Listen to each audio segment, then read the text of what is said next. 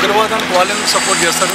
News reader ఏడుస్తున్నారు అంటే ఎందుకురా బాబు మీరు ఎందుకు వాళ్ళతో గొడవ పెట్టుకుంటున్నారని చెప్పేసి కదా. ఇది 100% అనేది చేయాల్సిందే. మీకు తెలుసు కదా, పెహల్గామ్ ఇన్సిడెంట్ అనేది ఆల్మోస్ట్ 26 మెంబర్స్ చనిపోయారు. సో అండ్ మోర్ ఓవర్ ఇక్కడ మెయిన్ క్రూషియల్ థింగ్ ఏంటంటే నేమ్ అడిగి మరీ చంపారు. అది మెయిన్ వాళ్ళ ఇంటెన్షన్ ఏంటంటే నేమ్ అడిగి చంపారు అంటే మనకి ఇక్కడ ఇండియాలో ఉన్నటువంటి ముస్లిమ్స్ మనకి గొడవలు పెట్టేసేసేసి ఒక పిరికి చర్యగా అది వాళ్ళు ఎంజాయ్ చేయాలనే వేలో వాళ్ళు చేశారు.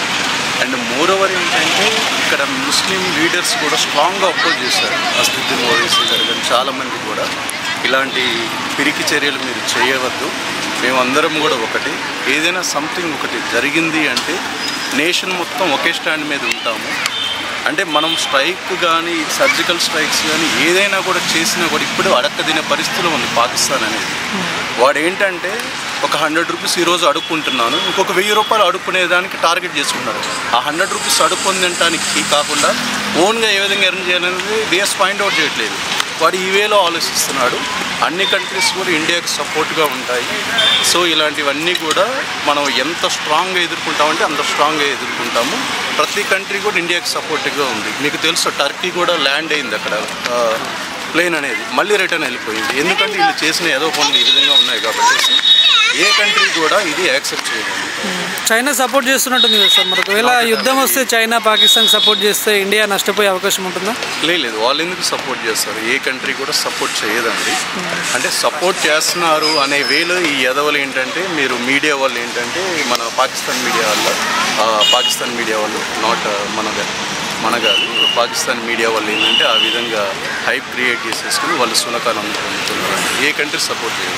నిన్న రాత్రి ఉగ్రవాదుల మీద జరిగిన దాడికి పాకిస్తాన్ సంబంధించిన మీడియా పర్సన్ ఏడుస్తున్నారు యాంకర్ టీవీలో. దాన్ని ఎట్లా చూడొచ్చు?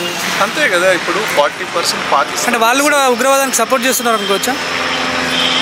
ఉగ్రవాదానికి వాళ్ళు ఎందుకు సపోర్ట్ చేస్తారు?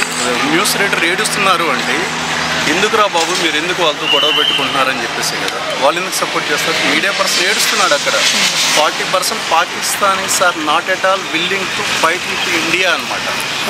ఏంది కర్మ అని చెప్పేసి వాళ్ళు కూడా బాధపడుతున్నారు.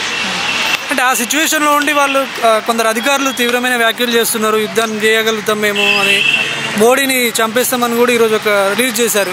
ప్రతోడు అంటాడు అక్కడ యాక్షన్లో దిగితే ఎవడు చేస్తాడో ఎవడు ఉంటాడని తెలుస్తుంది. పాకిస్తాన్ వాడు అందరిని అటాక్ చేస్తాను అంటాడు. రియాలిటీ ఏంటనేది మీకు తెలుసు, ఆ పాకిస్తానీస్కి తెలుసు. ఒకవేళ యుద్ధం జరిగితే ఎలా ఉండబోతుంది సార్ పరిస్థితి? ఏ యుద్ధం జరిగినా కూడా యుద్ధం అనేది కూడా ఎప్పుడు కూడా ఇండియా అనేది యాక్సెప్ట్ చేయదండి. ఇప్పుడు పెహల్గామ్ ఇన్సిడెంట్ అనేది నడిచింది, అది జరిగింది. దానికి రివెంజ్ కింద ఎందుకు ఇలా చేశారు అని చెప్పేసి మన వాళ్ళు చాలా లా అండ్ ఆర్డర్ని మొత్తం ఫాలో అవుతూ సర్జికల్ స్ట్రైక్స్ చేస్తున్నారు. టెర్రరిస్టులు ఎక్కడ ఉంటారు పాకిస్తాన్లో, అది కూడా మనం మాన్యువల్గా వెళ్ళట్లేదు, అన్నీ కూడా రాకెట్స్ ద్వారా వెళ్తున్నాయి అన్నమాట. పాకిస్తాన్లో ఈ టెర్రరిస్టులని ఎవరు పోషిస్తున్నారు? అండ్ మోర్ ఓవర్ పాకిస్తాన్ కూడా పిఎం కూడా అక్కడ పాకిస్తాన్ పిఎం కూడా we are no way related to terrorist, ఎవరన్నా ఉంటే మీరు ఫైండ్ అవుట్ చేసేసి యూ కెన్ అటాక్ అని చెప్పేసి వాళ్ళు కూడా చెప్పారు. అండ్ మోర్ ఓవర్ రీసెంట్గా యునైటెడ్ నేషన్స్ మీటింగ్ జరిగినప్పుడు కూడా ప్రతి కంట్రీ పిఎం కానీ ప్రెసిడెంట్ కానీ అందరూ కూడా ఒక రేంజ్లో తిట్టారనమాట పాకిస్తాన్ పిఎంని. ఏంటి ఇది నేమ్ అడిగి ఇలా చేశారు, మీరు ఎవరు సపోర్ట్ ఇస్తారు ఏంటి అని చెప్పేసి లెఫ్ట్ అండ్ రైట్ తీసుకున్నారనమాట. పాకిస్తానీస్ కూడా అసలు వాళ్ళు ఇండియాలో ఉండాలని చెప్పేసి 40% పాకిస్తానీస్ ఆర్ యాక్సెప్టింగ్ అనమాట. వాళ్ళు అసలు they are not willing to stay in Pakistan.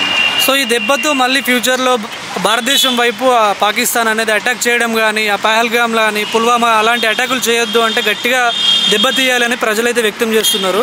మరి అలాంటి పరిస్థితి జరుగుతుంది అనుకుంటున్నారా? మోడీ అలా చేస్తారనుకుంటున్నారా? అదే నేను అంటుంది ఏంటంటే లా అండ్ ఆర్డర్ ప్రకారమే వెళ్తాడు.